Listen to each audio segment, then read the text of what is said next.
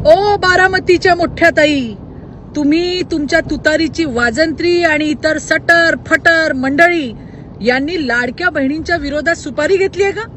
लाडक्या बहिणींचं सुख विरोधक असलेल्या सावत्र भावांच्या डोळ्यात खुपत होतच, पण या सावत्र बहिणींना देखील ते तितकंच खुपतंय.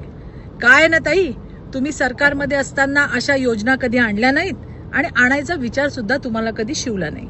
एक देवेंद्र बहुत कुछ कर सकता है हे सत्य अजून तुम्हाला पचलेलं नाही, तुमच्या पचनी पडलेलं नाही.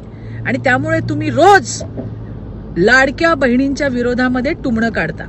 बहिणींच्या विरोधात न्यायालयात सुद्धा गाठणाऱ्यांकडनं दुसरी काय अपेक्षा करायची हो? तुम्ही कितीही योजनेबाबत खोटं बोललात किंवा चुकीचा प्रचार केलात तरी बहिणींना खरं खोटं चांगलंच समजलंय. ज्या पात्र बहिणी आहेत त्यांना सन्मान हा मिळतच राहणार आणि हा आमच्या देवा भाऊचा शब्द आहे. लाडकी बहीण योजना सुरूच राहणार आहे. आणि हो, ज्या बहिणींच्या कुटुंबाचं उत्पन्न 8 लाखाहून कमी आहे अशा बहिणींना सन्मान निधी मिळत राहणार आहे. त्या महिलांना आर्थिक पाठबळ देऊन त्यांचं उत्पन्न वाढवणं, त्यांना लखपती करणं हा आमच्या देवाभाऊंचा निश्चय आहे. त्यासाठी देवाभाऊंच्या नेतृत्वात महायुती सरकार प्रयत्न करत राहणार आहे. आणि तोपर्यंत तुमची टकळी सुरूच राहू द्या. लाडक्या बहिणींना तेवढीच सावत्र बहिणींची नियत किती ढासळते ते कळत राहील. धन्यवाद. जय हिंद, जय महाराष्ट्र.